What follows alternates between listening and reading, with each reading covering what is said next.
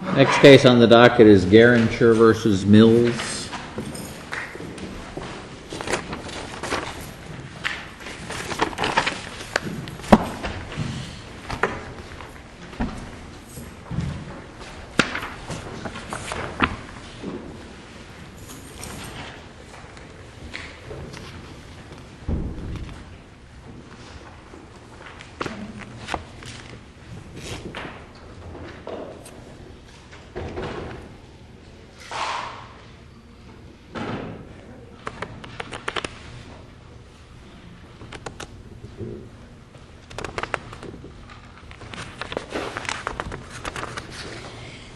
May it please the court, my name is Laura Scott. I'm here on behalf of the appellant mother regarding a supplemental final judgment that modified the custody arrangement and took custody of the minor children and gave it to the father. We believe that this was error on the part of the trial court, as there was no substantial change in circumstance shown at the trial level. Furthermore, wasn't there a relocation of the mother from Ocala to Orlando with the children?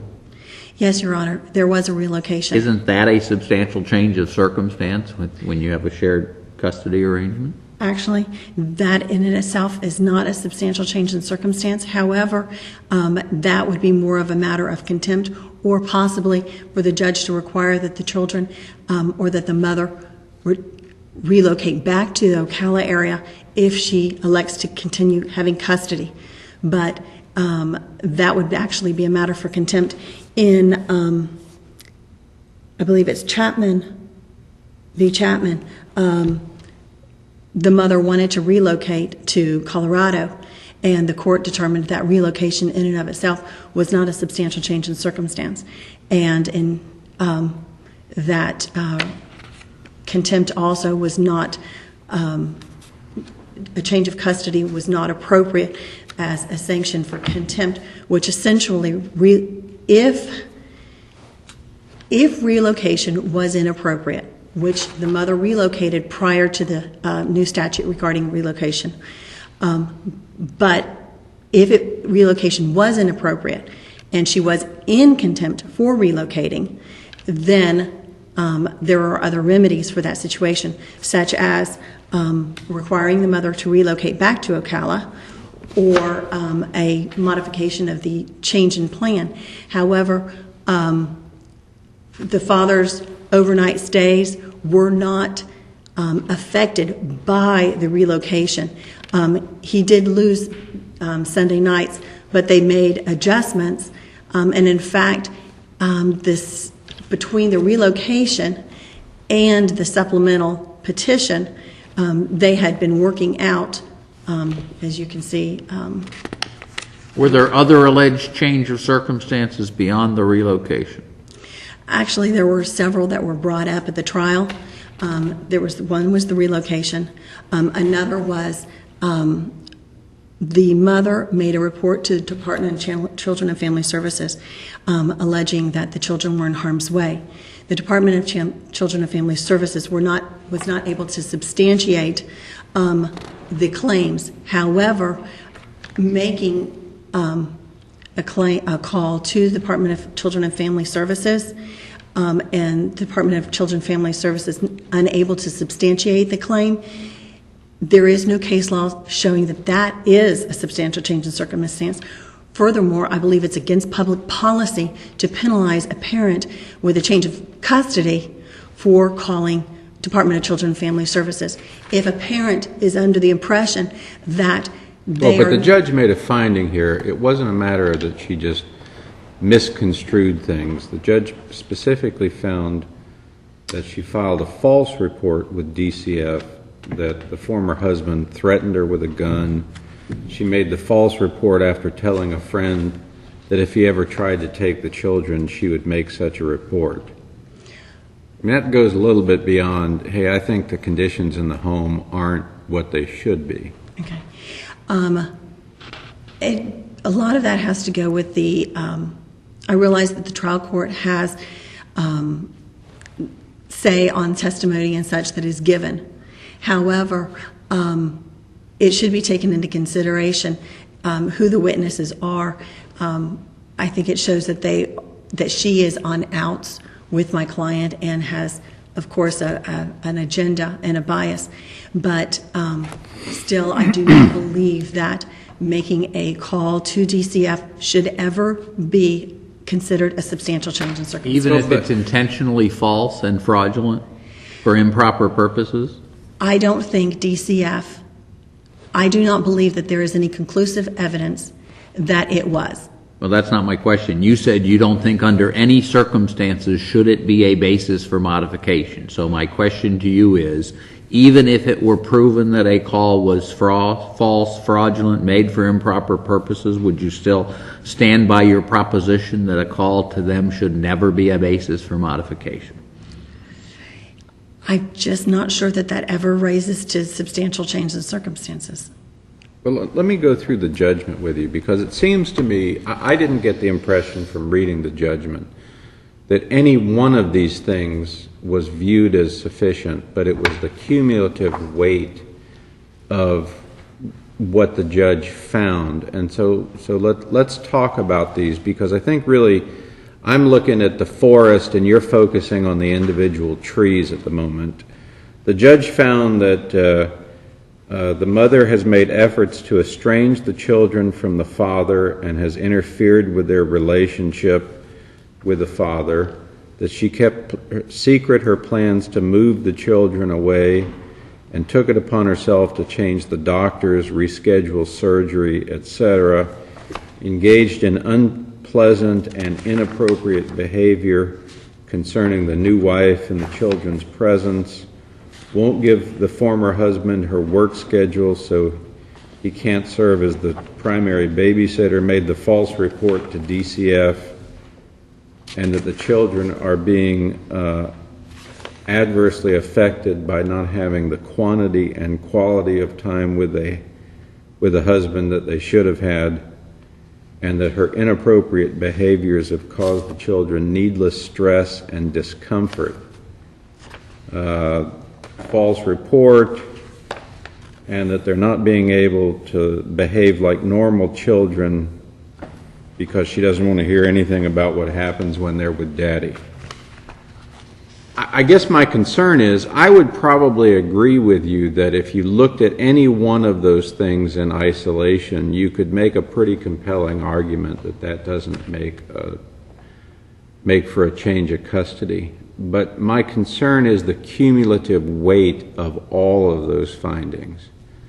And I'm wondering, I mean, I understand your view is that they had witnesses, all of whom no doubt had an agenda and maybe reasons to be unhappy with your client. Your client had, her issues and her own agenda. I mean, that's just endemic in family law in any litigation. Everybody comes into it with their agenda. But it seems from looking at the record that there is evidence from which the judge could have made each of those findings. I mean, he obviously found the father and the father's witnesses more credible than the mother and the mother's witnesses. So what do you say about the cumulative weight of all of those things as being sufficient to do the change of custody? Taking all the different circumstances in the totality. For example, inappropriate behavior of the mother. One of the examples given was at the party, and the mother said, she needs to stand. And taking them all in their totality, I believe we're at the slippery slope. That once we say, okay, well, if you get enough on the shopping list, you win the lottery. Okay? I think that's very dangerous for a judge to say. For example, if a mother reprimands her daughter in public and says, you need to stand, okay? And is she walking a thin line as to losing custody of the child? If you take any custody situation, you're going to find enough bullet holes, so to speak, to kill the corpse on any given Sunday, depending on your judge and depending on the way you argue it. You can always vilify the other party with enough exuberance. Well, is it your theory that there has to be one big thing versus 100 little things? That only one big event would justify a change of custody versus a lot of lesser events? Well, I think that there is case law regarding contentious parties, and contentious parties that don't get along, nitpick at each other. The courts are full of them. And I think that if contentious parties are permitted to change custody when they have a grocery list, I think that that kind of negates the whole purpose of substantial change in circumstance. I think that case law, in my brief, I enumerated many cases that went to this isn't substantial, this isn't substantial, this isn't substantial. But there is not one case that says, well, if you have enough of these little things, then that will be substantial. There is no winner take all on that. So you think it's got to be the guillotine and not death by 1,000 cuts? I do believe that requiring the mother to relocate back would have been more appropriate than a change of custody. Well, and I don't disagree with you if that was the only issue. But, frankly, the judge's finding of estrangement, inappropriate behaviors, the false report to DCF, I think that, my read of the record and the judge's order, it was the false report to DCF, and the police coming out, was it in Virginia or something, and sending the police out in Virginia while these folks are on vacation, that didn't set well. There's two things I would like to say. I would like to respond to your comment, but I also would like to speak to the issue of the religion and how it impacts this, and then I'd also like to reserve 3 or 4 minutes to rebut. When the Department of Children and Family Services fills out their report, they have to ask for a history. They go through and they say, has there ever been a history of?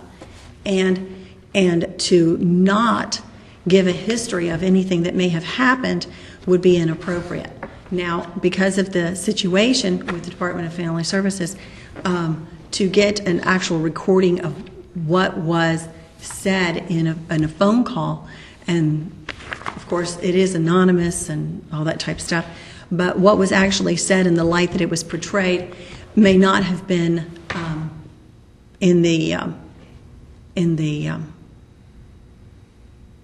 as it was characterized at the trial level.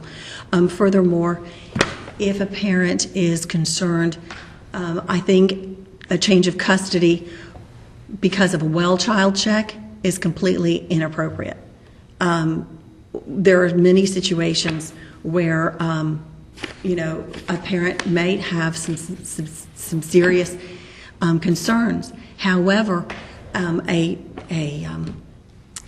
while making a report to DCF is a Section 62 consideration for custody, nowhere is it stated that is constitutes a substantial change of circumstance. Furthermore, but the trial court here went further than that on the report. I mean, the trial court specifically found as a factual matter that she made a false report that she knew was false for no purpose other than to attempt to interfere with his vacation time with the children. Seems to me that's a far different characterization than a mother who's concerned about the safety of her kids and has to provide history, etc. And I think we're stuck with that because that's a factual finding based on the evidence. So how do we deal with that? May I deal with that by addressing the issue of religion simultaneously? Go ahead. Because I believe that the trial court, especially like if you look, for example, at the issue of religion, these children were raised Catholic. They were christened in the Catholic Church. The original christening was the father participated in the first child and attended the second child. They attended a Catholic preschool all their years while the parties were employed. When she relocated to Orlando, she enrolled the children in a Catholic school. because of these issues, and because of the fathers not being excited about splitting the cost of Catholic tuition, the court gave final say on religion to the mother, which I believe is egregious error and violates a parent's constitutional right. Father, you mean, right? You I'm said sorry?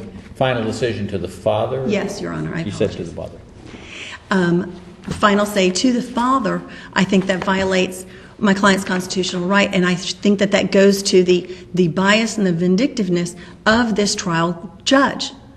I have been... And did you argue to the trial court that that violated her constitutional rights?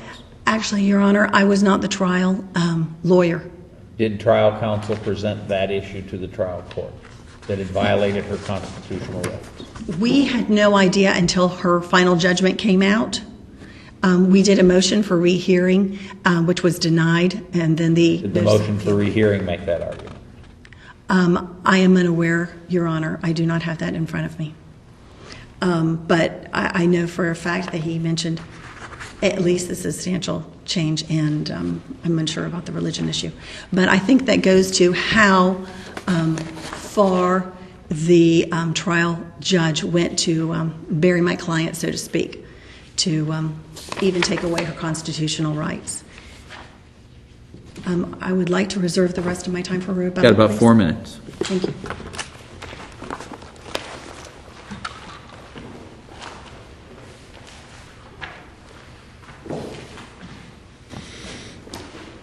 May it please the court, I'm Diane Delusky representing the father. May I begin with the last point that we were discussing? Paragraph 5 of the order of the court starts off with a recitation by the judge that says, you know, the parties need to play nicely with each other and cooperate in the rearing and decision-making of the children. And if that doesn't work out, they should engage the services of a mediator or some other intermediary. And if that doesn't work out, if after doing all these things the parties can't agree on issues such as school, daycare, church, religious, doctors, etc., the father will have the ultimate decision-making on these issues.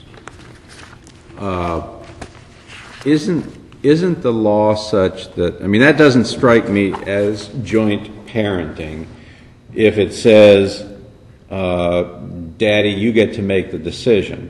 I mean, all he has to do is stonewall Mom. Wouldn't the appropriate thing to do would be to say that the parties need to consult and agree on this. And if after some period of time, you know, they're running back to court all the time on whether the kid should have his hair cut long or hair cut short, maybe then the judge might say, okay, it's obvious you guys can't agree on the day of the week, so Mom or Dad, you've got the final say. But doesn't the case law require a little bit more history on their inability to agree on these things than what we've got here? Ordinarily, I would agree with you, Your Honor. However, one of the things is, as you said, that there are a number of issues where the court said it wasn't just religion, where the court said, try to agree, do all these things, and then if you can't, Dad, you can have the final say. But we have so many things that the mother has done which shows that she's the one who's not going to try to work something out. She's the one who makes all the decisions for the children.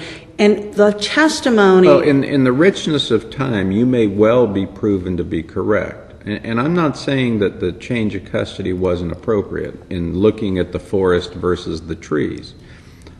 My focus of this question is on, at this point in the litigation, giving the father that last word. Mm-hmm. And the question, I think, is really one of, you know, I think it's one of judgment, where we might disagree with the trial judge or we might not. But I guess my sense is that the case law generally says that judges shouldn't enter that sort of an order until there's been some more history and the parties have made an honest effort to try to work things out. Now, I mean, if they keep running back to court, admittedly, they keep running back to court and saying, Judge, we can't agree on whether he should have his hair cut short or hair cut long, or should play football or soccer.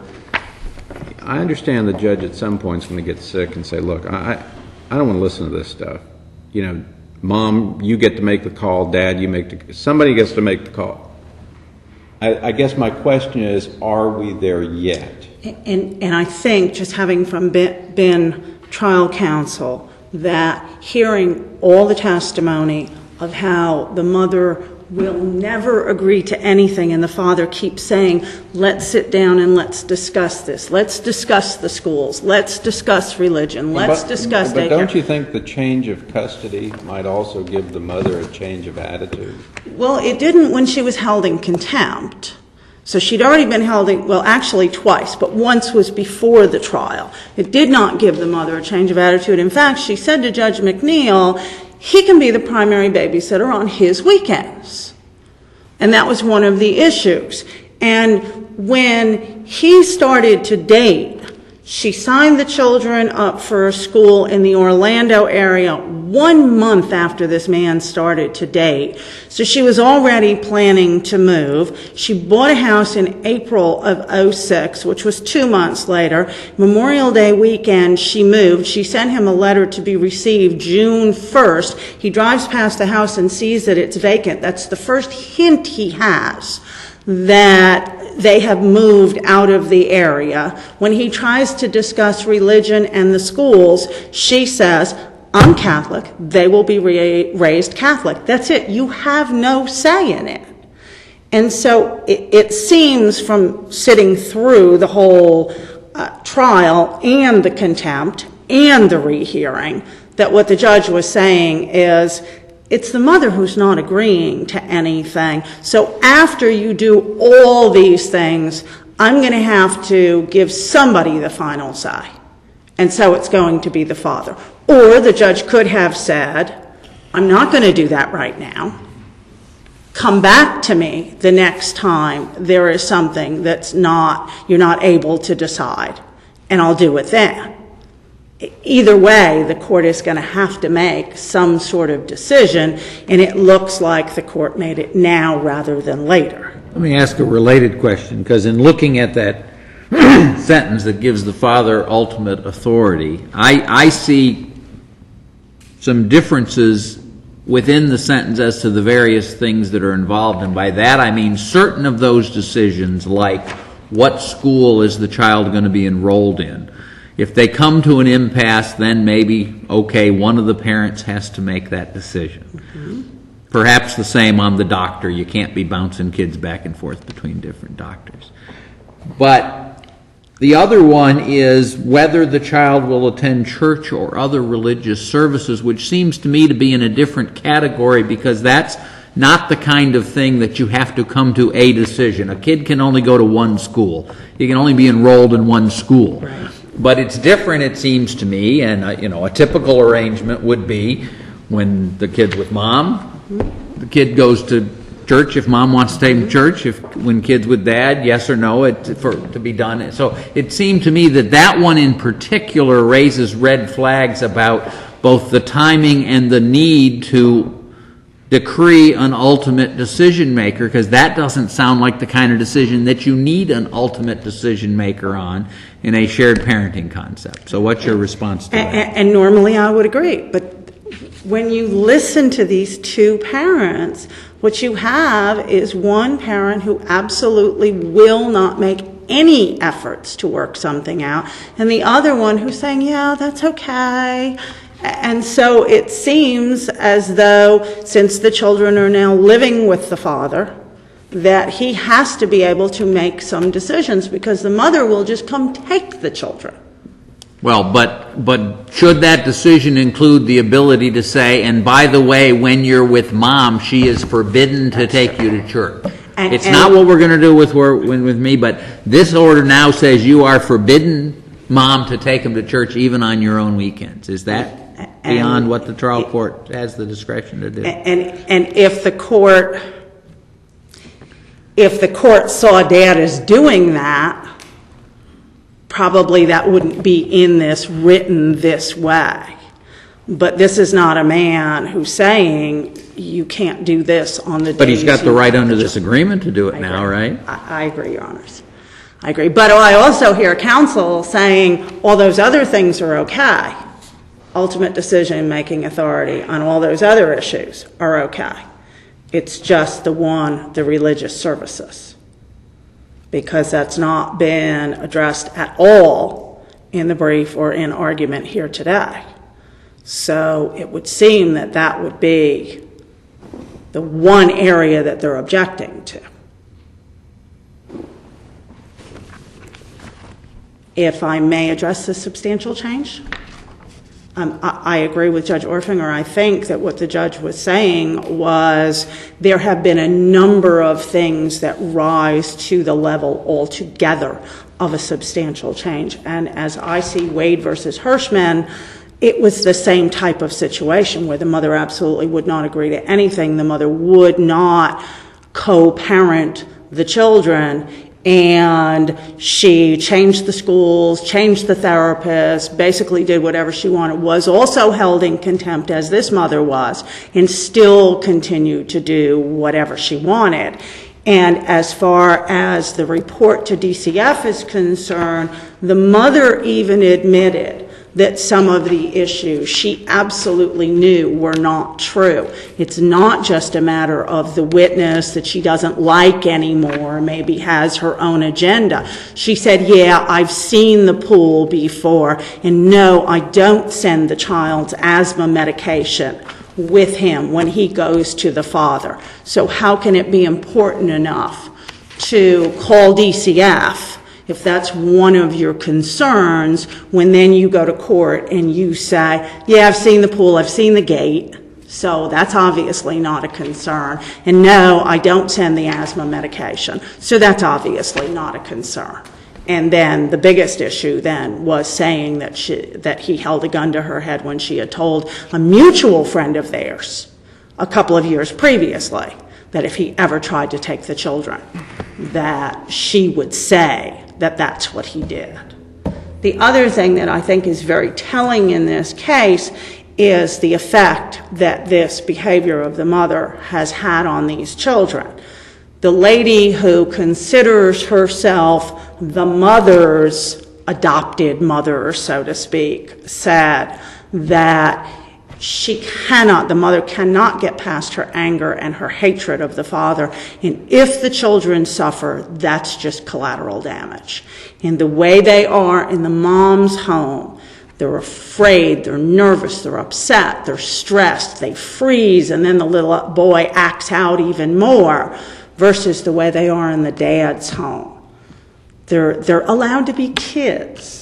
They can talk about what happens in mom's home, and they're not concerned. And counsel made reference to the incident where the mother said, put the child down. It was so much more than that. The mother was screaming in the child's graduation. Now, granted, it's a kindergarten graduation, but to the child, it's the biggest thing in the world. And she's screaming at this woman. There's no excuse for that. It's not a matter of deferring to the stepmother. It's a matter of acting like a responsible adult in front of your children. And that, and then the words, the trial court vilifying the mother, I couldn't find anywhere. I mean, certainly thinking back on the whole trial, I couldn't think of a single situation where the trial court acted in any way upset or angry or in any way nasty to the mother or anybody else, even when her cell phone went off. And then to say that she somehow has this disdain for the mother, I didn't see it in the record, I didn't see it in the trial transcript, and I certainly don't remember hearing it. Does the court have any questions? Thank you. I'm not going to waste your time. Thank you.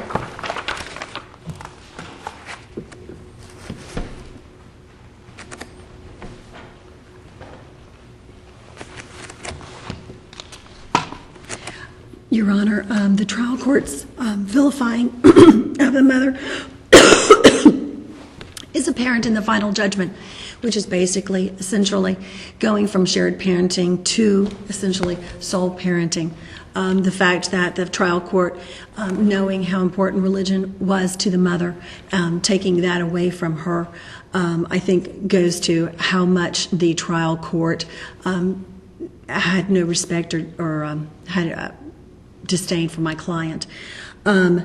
As far as the reference to Wade v. Hirschman, in Wade v. Hirschman, which is the closest to a totality of the circumstances, there was substantial competent evidence of the totality of the circumstances. There was a parenting coordinator that the mother had refused to work with in Wade v. Hirschman. However, in this case, there was no GAL, no parenting coordinator, no home study, no custody evaluation, no psychological testimony, nothing at all, except for an ex-friend and another ex-friend. So that speaks to that. Regarding opposing counsel's contention that because we have not separately raised that we have a specific objection to the religion does not mean that we waive the mother's sole giving sole decision to the father in these other areas. It's just that right there, I feel very strongly that right there independently is an egregious injustice. Furthermore, Your Honor, there is a difference between the length of the hair and religion, and no one should be able to dictate another person's. No court should be able to dictate how children are raised. And in fact, in Stodnick v. Stodnick, I believe that's the way it's pronounced, there was a contention regarding the child's upbringing and religion. And instead of suggesting that one parent had the final decision making, those types of things were properly brought to the court for the court to decide based on best interest. And I believe that would have been a more appropriate way of handling the religion thing if there had been a contention regarding the education and stuff in Stodnick. They had handled that on that, but that, of course, is still not a substantial change of circumstance. Do you all have any questions? No, thank you very much. I think